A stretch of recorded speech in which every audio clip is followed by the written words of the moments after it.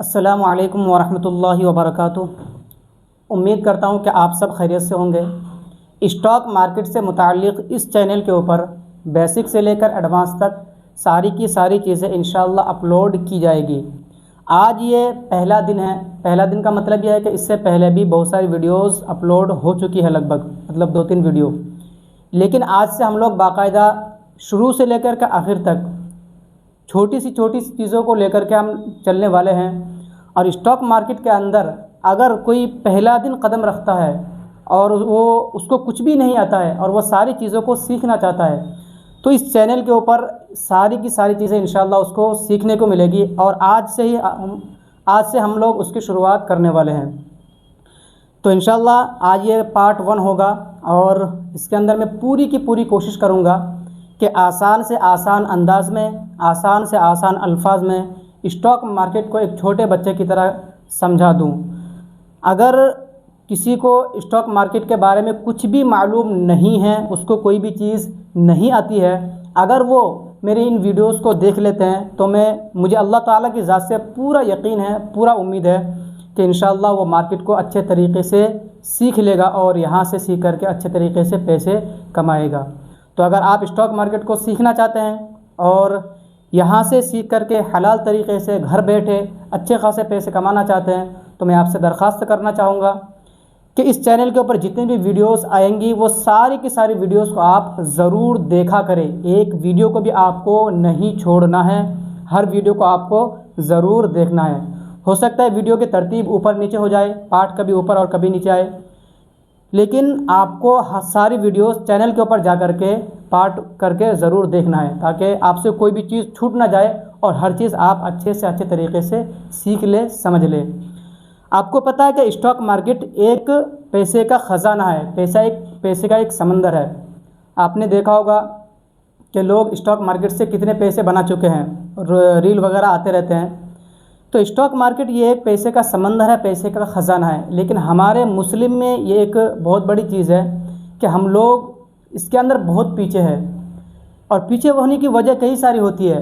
पहली बात तो यह है कि हम लोग ऑनलाइन की दुनिया पर आना नहीं चाहते। जो चीज़ें सही सीखने को मिलती है वो चीज़ हम सीखना नहीं चाहते। और दूसरी वजह यह है कि कोई अगर सीखना चाहता भी है तो उनको सही तरीके से कोई सिखाने वाला नहीं है, उनको सही तरीके से कोई गाइड करने वाला नहीं है। क्या चीज़ें हलाल देखनी है, क्या चीज़ें हराम देखनी है, और इसके अंदर ख़रीदो फ़रोख्त क्या कैसे करने हैं, और शेयर को चेक कैसे करना है, ये चीज़ें बिल्कुल भी नहीं आती। तो इंशाअल्लाह मैं जितनी भी चीज़ें होंगी सारी की सारी चीज़ों को बेसिक से लेकर एडवांस तक इस चैनल के ऊपर A to Z बताने की पूरी कोशिश करूँगा। तो इसी वजह से मैं ये बात कहता हूँ कि अगर आप मेरी वीडियोस को देख लेते हैं तो इंशाअल्लाह आपको कोई भी वीडियो देखने की ज़रूरत नहीं पड़ेगी और सारी चीज़ें इंशाअल्लाह आपको इसके अंदर बता दी जाएगी। तो चलिए स्टॉक मार्केट को आज से शुरू करते हैं। सबसे पहला बंदा, अगर कोई स्टॉक मार्केट के बारे में कुछ जानता भी नहीं है और वो पहले दिन से स्टॉक मार्केट में आने के लिए सोचता है या काम करने के बारे में सोचता है, तो उनके दिमाग के अंदर कई तरीक़े के सवालात आ सकते हैं और कई तरीक़े के उलझन पैदा हो सकती है। तो इसी वजह से मैंने आज के पार्ट 1 के अंदर 9 से 10 चीज़ें ऐसी लिख दी है जो एक नए आदमी को, नए इंसान को जो स्टॉक मार्केट के अंदर आता है, उनके दिमाग के अंदर ये सवाल पैदा होते हैं। तो आज हम इन 9 चीज़ों को अच्छे तरीके से जानने वाले हैं, अच्छे तरीके से सीखने वाले हैं, समझने वाले हैं। इनमें से सबसे पहली चीज़ यह है कि शेयर मार्केट क्या है। दूसरे नंबर पे कि शेयर किसको कहते हैं। तीसरे नंबर पे यह है कि शेयर मार्केट में क्या होता है। चौथे नंबर पे यह है कि क्या हर कंपनी में 100% पैसे बढ़ते हैं या पैसे बढ़ने की उम्मीद होती है। पांचवी चीज़ यह है कि मार्केट में नुकसान क्यों और किसको होता है, यानी जो अगर स्टॉक मार्केट के अंदर लगता है किसी को अगर नुकसान हो जाता है तो वो नुकसान होने की क्या वजह होती है और किसको नुकसान होता है। छठी चीज़ यह है कि मार्केट में कितनी तरह की कंपनियाँ होती है। सातवीं चीज़ यह है कि IPO का फुल फॉर्म और मतलब क्या होता है। आठवीं चीज़ यह है कि सेबी, NSE, BSE इनका फुल फॉर्म क्या होता है और इनका मतलब क्या होता है। नवीं चीज़ यह है कि मार्केट में काम करने के लिए कितने पैसे की ज़रूरत होती है। ये नवी चीज़ सबसे अहम और सबसे ज़रूरी चीज़ है, क्योंकि बहुत सारे लोगों के दिमाग में ये ख्याल भी आता है, ये सवाल भी आता है कि स्टॉक मार्केट में काम करने के लिए लाखों रुपए या करोड़ों रुपए चाहिए। बहुत सारे साथियों के दिमाग में ऐसा ख्याल आता है। तो आज हम इसको भी जानने वाले हैं नई चीज़ के अंदर कि अगर कोई एक नया बंदा है और वह स्टॉक मार्केट में काम करना चाहता है तो उसको कितने पैसों की ज़रूरत होती है। इनमें से सबसे पहली चीज़ क्या है कि शेयर मार्केट क्या है। शेयर मार्केट क्या है उसके बारे में सबसे पहले हम लोग जानने की कोशिश करते हैं। ये सारी चीज़ें आपको एक तरफ देखने को मिल जाएगी, दूसरी तरफ एक एक चीज़ को मैं इधर लिखते जाऊंगा और बताते जाऊंगा, और उसको इंशाअल्लाह अगर वो चीज़ समझाने की होगी तो नीचे यहाँ समझा दी जाएगी और उसको मैं समझाते जाऊंगा और अच्छे तरीके से समझाने की कोशिश करूंगा। इसके अंदर मैं पूरी कोशिश करूंगा कि कोई हार्ड लफ्ज़ इस्तेमाल ना हो। अगर कोई लफ्ज़ ऐसा है जो शॉर्ट फॉर्म में है तो उनका फुल फॉर्म को बताने की कोशिश करूंगा। और दूसरी बात, हो सकता है इसके अंदर फुल फॉर्म में या फिर इसके अंदर राइटिंग में थोड़ी सी गलती हो जाए तो इसको आप थोड़ा सा इग्नोर कर देना, क्योंकि मुझे उतनी बहुत ज़्यादा इंग्लिश नहीं आती है। खैर चलिए शुरुआत करते हैं। सबसे पहली चीज़ क्या है, इसके अंदर मैंने लिख दिया कि शेयर मार्केट क्या है। इनमें से पहली चीज़ को मैंने इसके अंदर उठाया है और उसको बताने की कोशिश की है। शेयर मार्केट क्या है, इसके बारे में आपको दो चीज़ें जानने की ज़रूरत है। शेयर मार्केट क्या है, शेयर मार्केट के बारे में आप इतनी बात याद रखें कि शेयर मार्केट एक ऐसी जगह है जहां पर कंपनियों के शेयर ख़रीदे और बेचे जाते हैं। शेयर मार्केट एक ऐसी जगह को कहते हैं जहां पर कंपनियों के शेयर ख़रीदे और बेचे जाते हैं। तो शेयर मार्केट क्या, ये चीज़ आ गई।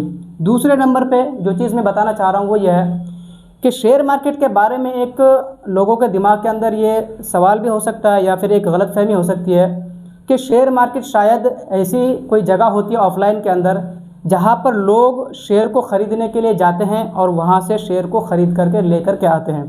तो ये बात बिल्कुल गलत है, बिल्कुल दुरुस्त नहीं है, क्योंकि शेयर मार्केट कोई सब्ज़ी मंडी की तरह या बाज़ार की तरह नहीं है जहां पर लोग जाते हैं और वहां जाकर के शेयर को ख़रीदते और बेचते हैं। ऐसा बिल्कुल भी नहीं है, बल्कि शेयर मार्केट ये ऑनलाइन की दुनिया पर ओपन किया जाता है।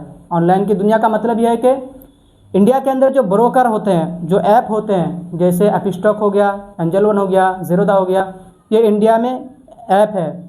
इनके अंदर शेयर मार्केट को ओपन किया जाता है और फिर इनके अंदर ही ख़रीद और फ़रोख्त किए जाते हैं। यानी इन शेयरों के यानी हम कंपनी के शेयर को इन ऐप के ज़रिए से ही ख़रीदते और बेचते हैं। हमें ख़रीदने और बेचने के लिए किसी जगह ऑफ़लाइन पर जाने की ज़रूरत नहीं पड़ती।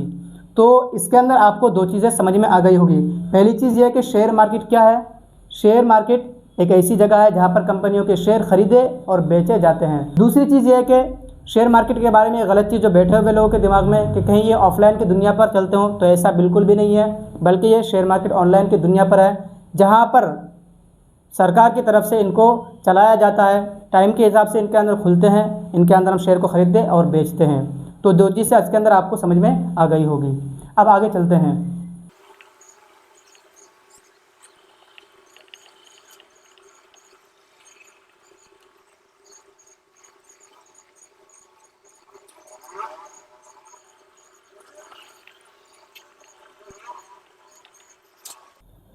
उसके बाद दूसरे नंबर पे जो चीज़ आती है वो ये है कि शेयर किसको कहते हैं।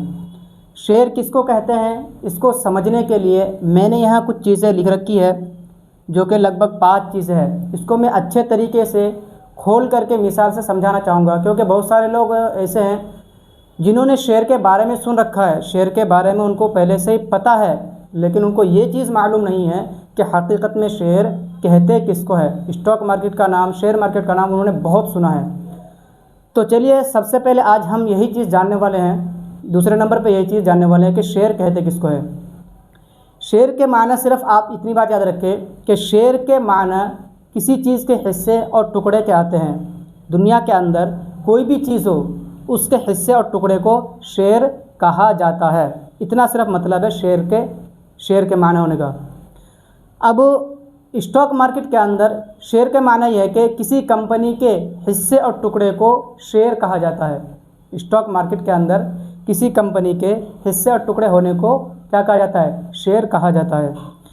स्टॉक मार्केट में जब कोई कंपनी आती है तो वो कंपनी अपनी कंपनी को, यानी कंपनी का मालिक अपनी कंपनी को शेयर के हिस्से में टुकड़े टुकड़े कर देती है और बांट देती है, जिनके शेयर को हम स्टॉक मार्केट के अंदर ख़रीदते और बेचते हैं।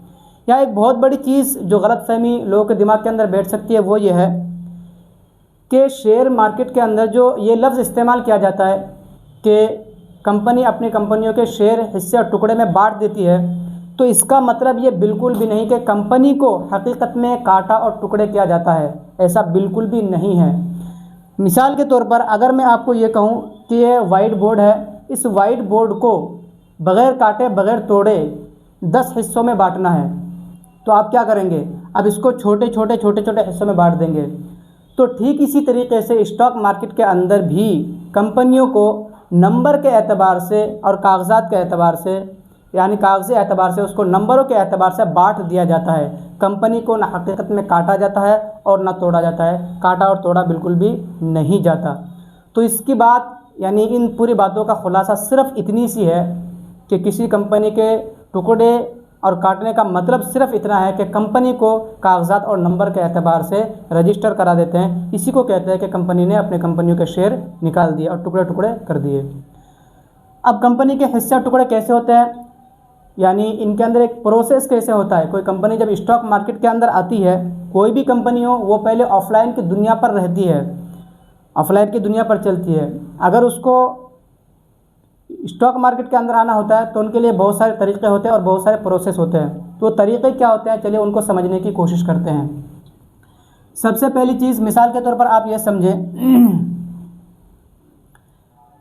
मैंने ये चीज़ लिख दी कि शेयर मार्केट, शेयर किसको कहते हैं, ये चीज़ आ गई। दूसरे नंबर पे कंपनी के हिस्से होने का क्या मतलब है, ये चीज़ भी इसके अंदर आ गई। उसके बाद आगे चलते हैं। कोई कंपनी जब स्टॉक मार्केट के अंदर आती है, वो किस तरीके से आती है, उसको अच्छे तरीके से समझने की कोशिश करते हैं। मिसाल के तौर पर कोई साबुन की 50 करोड़ की कंपनी है और वो कंपनी बहुत अच्छे तरीके से चल रही है, बहुत अच्छा तरीके से वो ग्रो कर रही है, उनके सेल भी बहुत अच्छे तरीके से हो रहे हैं और उनकी कमाई बहुत ज़्यादा हो रही है। अब उस कंपनी का मालिक ये सोचता है कि जो हमारे कंपनी के अंदर इतने सामान बिक रहे हैं, इतने सामान यानी साबुन वगैरह बिक रहे ज़्यादा से ज़्यादा, तो हमें इस कंपनी को, जो 50 करोड़ की कंपनी है मिसाल के तौर पर, तो इसको 50 करोड़ से 100 करोड़ रुपए करना चाहिए, यानी इसको दूसरे शहरों में और ज़्यादा फैलाना चाहिए ताकि हमारा साबुन ज़्यादा से ज़्यादा बिक सके और हमें ज़्यादा से ज़्यादा प्रॉफिट हो सके। तो कंपनी के मालिक जब ये चीज़ सोचता है, और उस कंपनी के मालिक की पहले से 50 करोड़ की कंपनी है, 50 करोड़ की कंपनी का मालिक इसको 100 करोड़ की बनाना चाहता है और दूसरे शहरों में फैलाना चाहता है। अब कंपनी के मालिक के पास, ये तो 50 करोड़ की कंपनी हो गई, इसके अलावा कंपनी के मालिक के पास ये समझो कि 30 करोड़ रुपए उसके पास मौजूद है। अब उसको 20 करोड़ रुपए की ज़रूरत है। आपको भी पता है कि स्टॉक मार्केट के अंदर जो कंपनियां होती है या कोई भी कंपनी होती है कहीं भी, तो उस कंपनी के अंदर 1000-2000 रुपये नहीं लगते, लाख 2 लाख रुपये नहीं लगते, बल्कि करोड़ों रुपये लगते हैं किसी कंपनी को खड़ा करने के लिए।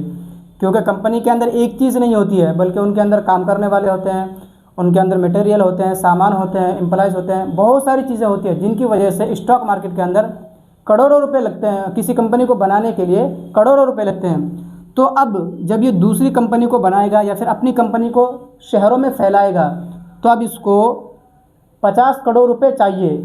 30 करोड़ रुपए इसके पास है और इसके अलावा इसको और 20 करोड़ रुपए चाहिए। तो अब ये बंदा, कंपनी का मालिक, 20 करोड़ रुपए कहाँ से लाएगा? तो इसको 20 करोड़ रुपए लाने के लिए इनके पास आमतौर पर 2 रास्ता होता है। एक तो यह कि बैंक से लोन ले लें, दूसरा यह कि पब्लिक से ले लें। यानी बैंक जो होते हैं, जितने बड़े बड़े बैंक हैं, ये तो या तो एक रास्ता यह है कि बैंक से पैसा ले लें, दूसरा रास्ता यह है कि बैंक से पैसे ना ले करके ये पब्लिक से और आम लोगों से पैसा ले। अगर इसके अंदर ये बैंक से पैसा लेता है तो 2 खराबी आती है। पहली खराबी इसके अंदर ये आएगी कि एक तो यह कि बैंक को टाइम पे इसके पैसे वसूल करने पड़ेंगे, देने पड़ेंगे जो कर्ज़ा इन्होंने ले रखा है। दूसरी खराबी इसके अंदर ये आती है कि बैंक पैसा लेने के साथ साथ सूद भी ज़रूर लेता है, चाहे इसकी कंपनी दूसरी वाली इसने जो बनाई है या फैलाई है, ये प्रॉफिट में जाए या नुकसान में जाए, घाटे में हो, लॉस में, इससे बैंक वाले को कोई भी मतलब नहीं होता है। इसको तो वक्त पर पैसे देना है तो है। तो इसके अंदर अगर ये बैंक से पैसा लेता है तो 2 खराबी आती है। दूसरा रास्ता इसके अंदर ये होता है कि ये पब्लिक से पैसा ले, अगर पब्लिक से पैसा लेगा तो इसके अंदर भी एक खराबी आएगी। क्या खराबी आएगी कि इसके अंदर अपनी कंपनी का इसको मालिक बनाना पड़ेगा। कोई चीज़ किसी को फ्री में नहीं देता है। अगर मैं आपसे कहूँ कि अगर आपसे कोई 10 या 20 लाख रुपए मांगे तो आप उसको फ्री में नहीं दोगे, आप उसके बदले में कोई चीज़ लोगे, उसके बाद आप उनको पैसे दोगे। तो ठीक यही चीज़ इसके अंदर भी होती है कि अगर ये पब्लिक अगर कंपनी को पैसे देंगे तो कंपनी के मालिक को इनके कंपनी के अंदर क्या करना पड़ेगा, हिस्सेदारी देनी पड़ेगी। लेकिन इसके अंदर फ़ायदा ये होगा कि अब इसके अंदर इसको ना कोई कर्जा चुकाना पड़ेगा और ना इसके अंदर कोई सूद देना पड़ेगा, कोई भी चीज़ नहीं देनी पड़ेगी। इसके अंदर सिर्फ़ और सिर्फ कंपनी के अंदर इनको हिस्सेदारी देनी पड़ेगी। तो आम तौर पर जो ये लोग होते हैं ये दूसरा रास्ता ही इख्तियार करते हैं, यानी पब्लिक से ये लोग पैसा लेते हैं और इसके बदले में क्या करते हैं, इनको अपनी कंपनी के अंदर हिस्सेदारी देते हैं। अब इसके अंदर होगा ये कि अगर फ्यूचर में चल करके इनकी कंपनी ज़्यादा ग्रो करती है, ज़्यादा तरक्की करती है और कोई कंपनी मिसाल के तौर पर 100 करोड़ की थी वो 200 करोड़ की हो गई, तो ये जो इन लोगों ने इनके अंदर पैसे लगाए हैं तो इनके पैसे भी बढ़ते रहते हैं। और अगर ये कंपनी डूब जाती है तो कंपनी के मालिक को पैसे देने की ज़रूरत नहीं, क्योंकि प्रॉफिट और नुकसान खुद जो लोगों ने पैसे लगाया उनका ही होता है। तो मालिक का फ़ायदा और पब्लिक का फ़ायदा क्या है? मालिक का फ़ायदा यही है कि उसको अपनी कंपनी को फैलाने के लिए पैसे मिल जाते हैं, अपनी कंपनी को बड़ा करने के लिए, अपनी कंपनी को ग्रो करने के लिए। और पब्लिक का फ़ायदा इसके अंदर ये है कि पब्लिक को उसके अंदर हिस्सेदारी मिल जाती है। पब्लिक का मतलब आम लोग, तो उसको उनके अंदर कंपनी के अंदर हिस्सेदारी मिल जाती है और कंपनी अगर ग्रो करेगी तो इसके साथ साथ ये भी ग्रो करेंगे। तो इन सारी बातों का खुलासा और निचोड़ ये है कि कोई भी कंपनी स्टॉक मार्केट में जब आना चाहती है तो वो उस वक्त आना चाहती है जबकि वो कंपनी पहले से ही कहीं पर चल रही होती है, उसके सामान बिक रहे होते हैं, उसके सामान अच्छे खास चल रहे होते हैं। उसके बाद वो कंपनी का मालिक सोचता है कि जो मेरी कंपनी है इसको मैं बड़ा कर दूं, और बड़ा करके अगर मिसाल के तौर पर 50 करोड़ की कंपनी है तो 1 करोड़ की कर दूं। उसके बाद वो 2 रास्ते 1 करोड़ की कर दूं तो उसके लिए उसको पैसे की ज़रूरत पड़ती है। अब पैसे के लिए उसके पास 2 ही रास्ते होते हैं। एक रास्ता तो ये है कि बैंक से लेगा, दूसरा रास्ता ये है कि वो लोगों से लेगा। बैंक से अगर लेगा तो उसके अंदर 2 खराबी आती है। पहली खराबी उसके अंदर ये आती है कि उसको कर्जा वसूल करना पड़ेगा, देना पड़ेगा। दूसरी खराबी आती है कि उसके अंदर उसको सूद देना पड़ेगा। वहीं पर अगर लोगों से लेते हैं तो उसके अंदर ये खराबी आती है, उसको मालिक बनाना पड़ेगा। लेकिन इसके अंदर फिर फ़ायदा ये होता है कि इसके अंदर ना उसको कर्जा देना पड़ेगा और ना ही उसको सूद देना पड़ेगा। इसीलिए आमतौर पर जो कंपनी के मालिक होते हैं यही दूसरा रास्ता इख्तियार करते हैं और अपनी कंपनी के अंदर दूसरे लोगों को क्या करते हैं, हिस्सेदारी दे देते हैं, यानी उनको कंपनी का मालिक बना देते हैं। और फिर कंपनी जब ग्रो करती है तो इसके अंदर कंपनी के मालिक का जिस तरीके से प्रॉफिट होता है, फ़ायदा होता है, इसी तरीके से आम पब्लिक को भी फ़ायदा होता है। तो उम्मीद करता हूँ कि आपको ये चीज़ समझ में आ गई होगी। अब इसी के अंदर जब कंपनी के मालिक को पैसों की ज़रूरत है 20 करोड़ रुपये और ये पब्लिक देने के लिए तैयार है, तो अब ये पब्लिक कंपनी के मालिक से शेयर कैसे लेते हैं और कंपनी के पास पब्लिक का पैसा कैसे जाता है, उन चीज़ों को चलिए आगे समझते हैं।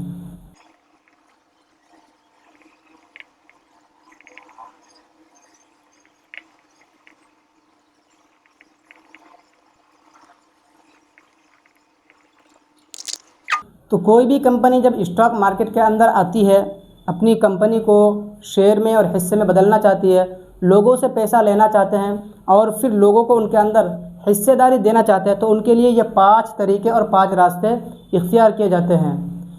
उनमें से सबसे पहली चीज़ ये है कि सेबी से ये अपना डॉक्यूमेंट चेक कराते हैं।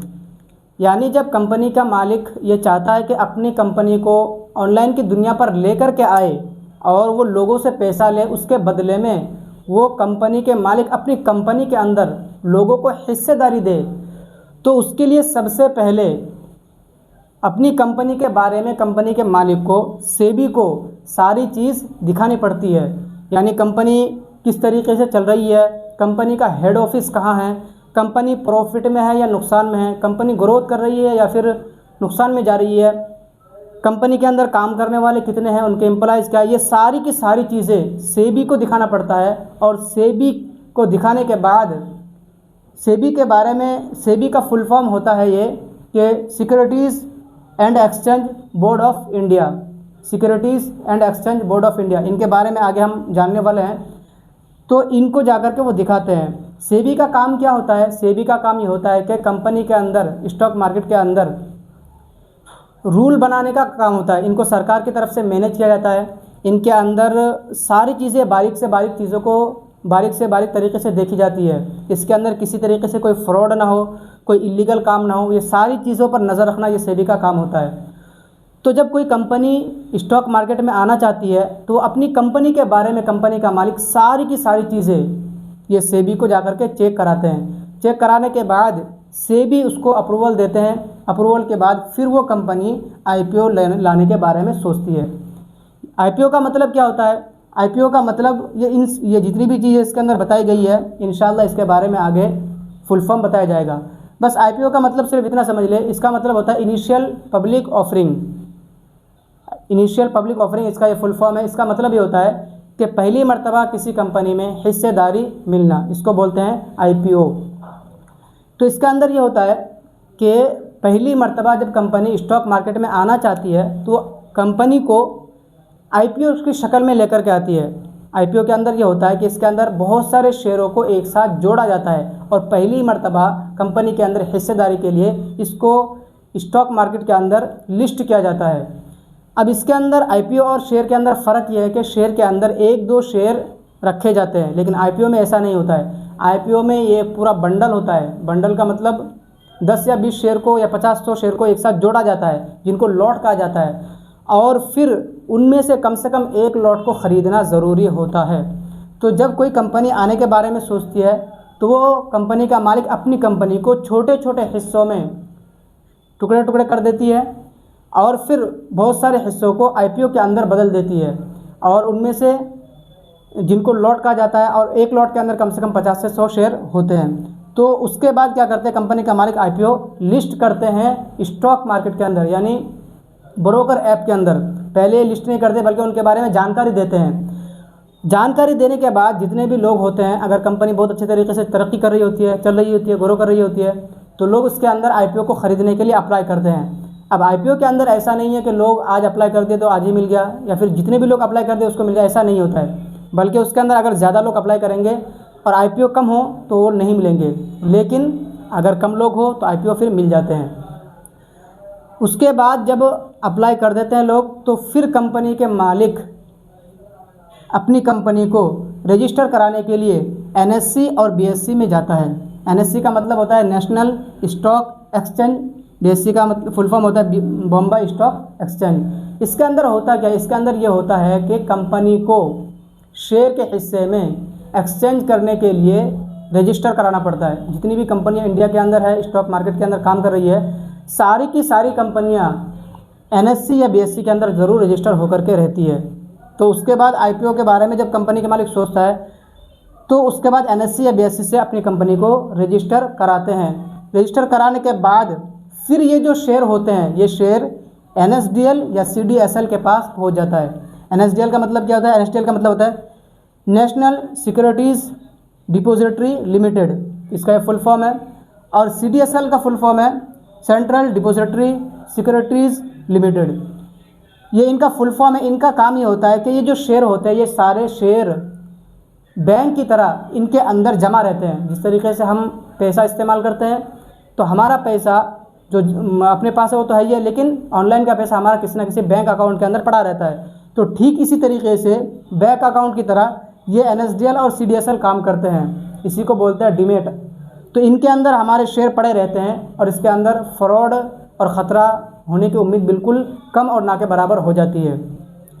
तो उसके ये चौथा रास्ता इख्तियार किया जाता है, यानी चौथे नंबर पे जाकर के एनएसडीएल या सीडीएसएल के पास वो शेयर जमा हो जाते हैं। पांचवा रास्ता क्या होता है कि आईपीओ लिस्ट होती है, यानी जैसे हमारा ये हो जाता है उसके बाद कंपनी का मालिक जब आईपीओ को लिस्ट करने के बारे में डेट डालते हैं, उस दिन आईपीओ को लिस्ट कर देते हैं। जो जिस तरीके से आईपीओ को लिस्ट कर देते हैं, जैसे ही उसी दिन से ये बात कही जाती है कि कंपनी के मालिक ने अपनी कंपनी को ऑनलाइन की दुनिया पर शेयर मार्केट के अंदर लिस्ट कर दिया। वही पहला दिन होता है जिस दिन शेयर मार्केट स्टॉक मार्केट के अंदर, कंपनी स्टॉक मार्केट के अंदर लिस्ट होती है और आती है।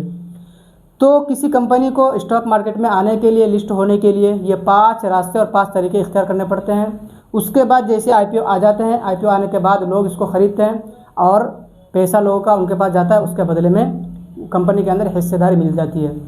अब आईपीओ के बारे में ये बात ध्यान रखने की है कि आईपीओ के अंदर ऐसा बिल्कुल भी नहीं है कि हमने जिस तरीके से एक लॉट को ख़रीदा था जिसके अंदर 50 या 100 शेयर थे, तो अब बेचने के लिए भी ऐसा ज़रूरी है कि हमें पूरा एक लॉट ही बेचना पड़ेगा, ऐसा बिल्कुल भी ज़रूरी नहीं होता है। बल्कि आईपीओ के अंदर जिस तरीके से हमने पूरा लॉट ख़रीद लिया, ख़रीदने के बाद आईपीओ लिस्ट होने के बाद हम चाहे तो इसके 1 शेयर 2 शेयर 4 शेयर बेच सकते हैं, उसके अलावा 2 शेयर 4 शेयर ख़रीद भी सकते हैं, ये कुछ भी हो सकता है।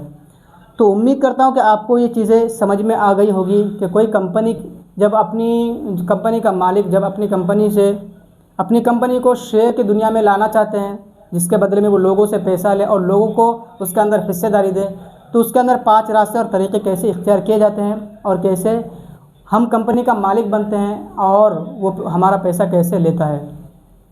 एक बार फिर से मैं बता देता हूँ शॉर्ट फॉर्म में। सबसे पहली चीज़ क्या है कि कंपनी का मालिक अपनी हर चीज़ अपना डॉक्यूमेंट सेबी को जाकर के चेक कराते हैं, सेबी इसको अप्रूवल देते हैं। उसके बाद दूसरा काम क्या होता है कि वो आईपीओ को लाने के बारे में सोचते हैं। उसका तीसरा काम क्या होता है कि वो अपनी कंपनी को एनएससी या बीएससी में रजिस्टर कराते हैं। उसके बाद चौथा काम ये होता है कि वो शेयर एनएसडीएल या सीडीएसएल के पास जा कर के रह जाता है, यानी जाने के लिए तैयार हो जाता है। उसके बाद जब वो आईपीओ लेकर के आते हैं तो शेयर हम जो ब्रोकर ऐप से ख़रीदते हैं उनके शेयर को, तो वो शेयर हमारा सीडीएसएल या एनएसडीएल के पास जाकर के बैंक अकाउंट की तरह जमा होकर के रहते हैं। तो उम्मीद करता हूँ ये चीज़ें आपको समझ में आ गई होगी दूसरे नंबर की भी।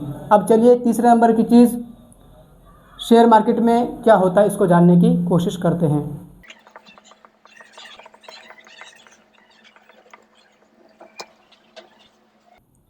दो चीज़ों को हमने अच्छे तरीके से समझ लिया है, अब हम तीसरी और चौथी चीज़ों को समझने की कोशिश करते हैं। तीसरी चीज़ क्या है कि शेयर मार्केट क्या है। तो शेयर मार्केट के बारे में मैंने जैसे बता दिया कि शेयर मार्केट एक ऐसी दुनिया है जहां पर कंपनियों के शेयर ख़रीदे और बेचे जाते हैं। अब शेयर मार्केट के में हकीकत में क्या होता है, तो शेयर मार्केट में हकीकत में होता यह है कि इसके अंदर बहुत सारी कंपनियां, चाहे हलाल हो या हराम हो, सारी की सारी कंपनियां लिस्ट होकर के रजिस्टर होकर के रहती है। अब इसके अंदर इनके शेयरों को ख़रीदा और बेचा जाता है। अब इसके अंदर हलाल हराम हर तरह की कंपनियां होती है, लेकिन हमें हराम तरीक़ों की कंपनियों के अंदर काम नहीं करना है, सिर्फ़ और सिर्फ हलाल कंपनियों के अंदर ही काम करना है। और वो सारा तरीक़ा मैं आगे इंशाअल्लाह बताने वाला हूँ कि हलाल कंपनी के अंदर काम कैसे किया जाता है और उसके अंदर काम करने के लिए क्या क्या चीज़ें चेक करनी पड़ती है। चौथी चीज़ क्या है कि क्या हर कंपनी में 100% प्रॉफिट होने की उम्मीद होती है। तो इसके बारे में ये ध्यान में रखें कि कोई भी कंपनी हो उसके बारे में पूरा 100% यकीन के साथ नहीं कहा जा सकता कि वो कंपनी अगले 1-2 साल में या 2-4 साल में 2-4 दिनों में प्रॉफिट कमा करके देगी। ऐसा बिल्कुल भी कोई नहीं कह सकता, कोई भी दावा नहीं कर सकता। एक उम्मीद होती है, लोगों को उम्मीद होती है कि ये कंपनी अभी अच्छा तरक्की कर रही है, पिछले कई सालों से अच्छा तरक्की कर रही है, तो उम्मीद है कि ये कंपनी आगे चल करके तरक्की करने वाली है और प्रॉफिट बना करके देने वाली है। इस तरीके की लोगों को उम्मीद होती है। लेकिन ये कोई भी बंदा कितना बड़ा से बड़ा हो जाए, वो ये पूरा यकीन के साथ नहीं कह सकता ये कि कंपनी आगे चल करके 100% ग्रो करने वाली है और 100% प्रॉफिट बना करके देने वाली है। लेकिन इसके बारे में ज़्यादा टेंशन लेने की ज़रूरत नहीं है, क्योंकि हम जो मार्केट में काम करने वाले हैं वो सारी चीज़ों को देखते हुए, सारी चीज़ों के ऊपर नज़र करते हुए काम करने वाले हैं। और सिर्फ उन्हीं कंपनियों के अंदर पैसे लगाने के बारे में हम सीखने वाले जो कंपनी फ्यूचर के अंदर अच्छी तरक्की करने वाली है। मिसाल के तौर पर अगर आपने कोई एक दुकान खोली और वो दुकान कहीं भी खोल दी जहाँ पर जिस चीज़ की आपने दुकान खोली वो चीज़ वहाँ ज़्यादा फेमस ही नहीं है, तो पूरी उम्मीद होती है कि वो दुकान आपकी ना चले। लेकिन अगर आपने उसी दुकान को कहीं ऐसी जगह पर खोल रखी है जो सिटी है, उस चीज़ की बहुत ज़्यादा डिमांड है, फ्यूचर के अंदर वो चीज़ मांगी जा रही है, तो उस चीज़ के चलने की ज़्यादा उम्मीद होती है। तो हम आगे चल करके इसी चीज़ को देखने वाले, जानने वाले हैं कि किस तरीके से हम इस चीज़ को चेक कर सकते हैं और जान सकते हैं कि वो चीज़ फ्यूचर में चलने वाली है या नहीं है। तो स्टॉक मार्केट के अंदर हर कंपनी के 100% ग्रो होने की या प्रॉफिट बना करके देने की उम्मीद नहीं होती। ये 4 चीज़ें हो गई। इन 4 चीज़ों को हमने समझ लिया, उसके बाद हम 5वीं चीज़ को समझने की कोशिश करते हैं। 5वीं चीज़ क्या है कि मार्केट में नुकसान क्यों और किसको होता है।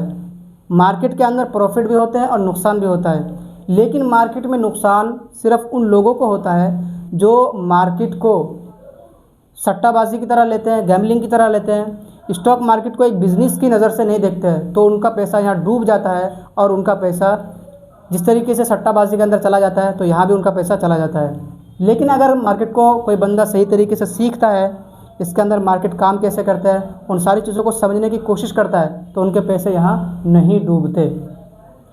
छठी चीज़ ये है कि मार्केट में कितनी तरह की कंपनी होती है। मार्केट के अंदर चाहे ऑनलाइन की दुनिया में हो या ऑफलाइन की दुनिया में हो, इनको मिला करके 3 तरह की कंपनियां होती है। ये कंपनियां एक तो मार्केट कैप के एतबार से होती है। मार्केट कैप का मतलब यह है कि कंपनी कितने करोड़ का मालिक है, हम उसके बारे में बात नहीं कर रहे हैं, बल्कि प्राइवेट और पब्लिक के एतबार से हम कंपनियों के बारे में बात कर रहे हैं। तो प्राइवेट और पब्लिक के एतबार से या कंपनी के मालिक होने के एतबार से कंपनी की 3 किस्में हैं। सबसे पहली कंपनी वो होती है जिनको 1% कंपनी कहा जाता है।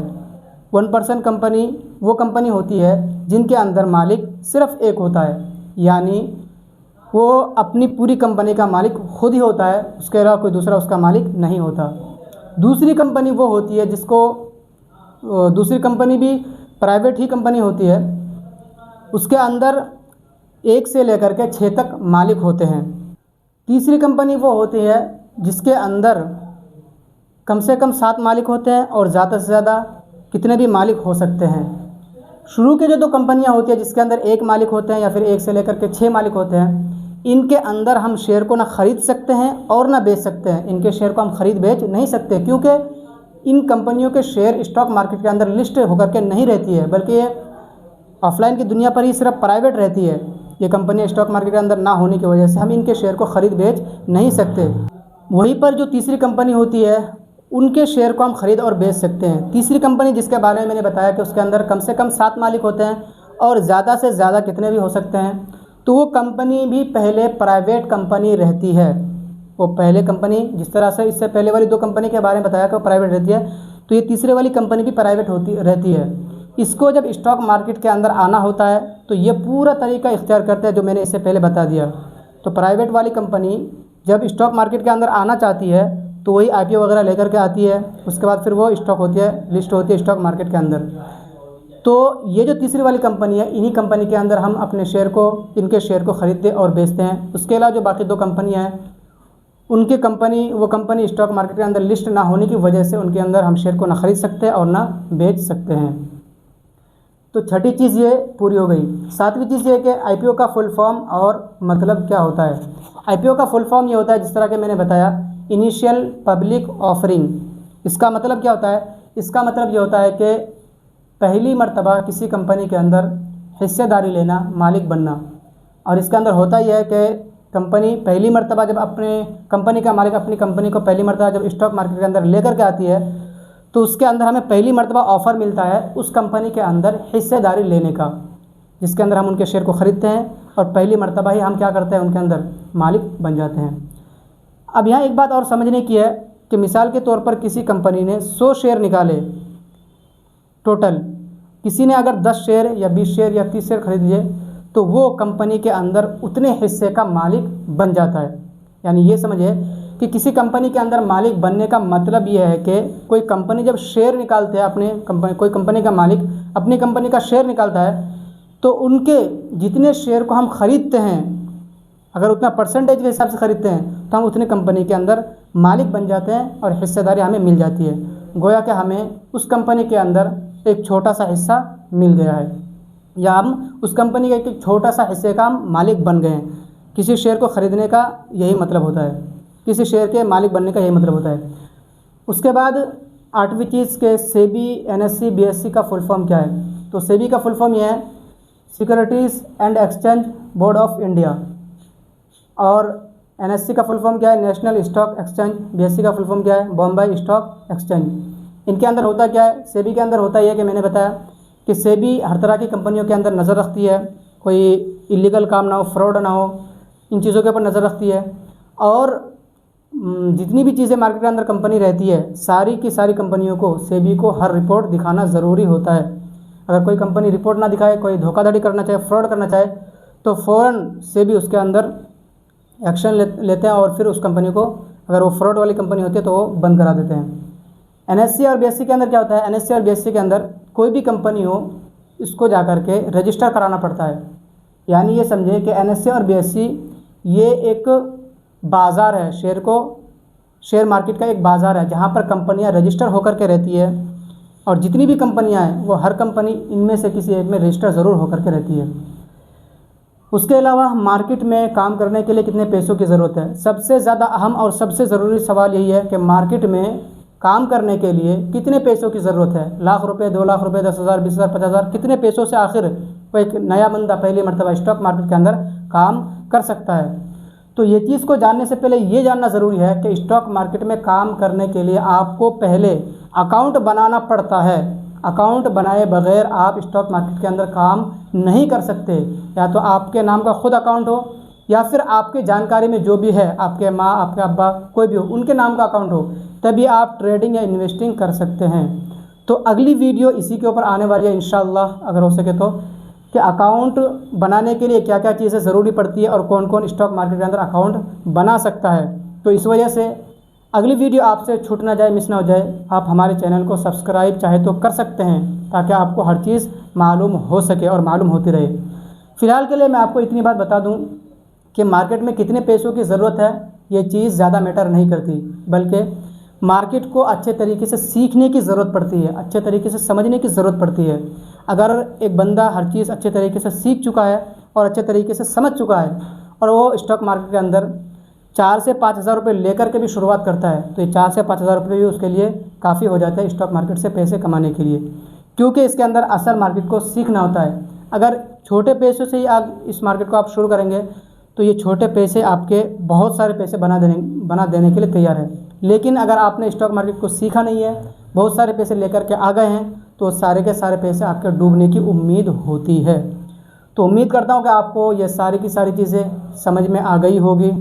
स्टॉक मार्केट से मुताल्लिक़ जो बेसिक चीज़ें थी मैंने उसको इस वीडियो के अंदर बताने की कोशिश की है, और ये पार्ट 1 था। इंशाअल्लाह बहुत जल्द पार्ट 2 भी अपलोड हो जाएगा, और जितनी भी चीज़ें होंगी इंशाअल्लाह सारी की सारी चीज़ों को मैं बताने की कोशिश करूँगा।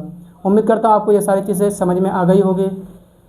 जो चीज़ें इसके अंदर छूट गई है उसके बारे में आप मुझे कमेंट के अंदर पूछ सकते हैं। इंशाअल्लाह आने वाले वक्त में मैं उसके ऊपर वीडियो बनाने की पूरी कोशिश करूँगा, और कमेंट के अंदर जवाब देने की ज़रूर कोशिश करूँगा।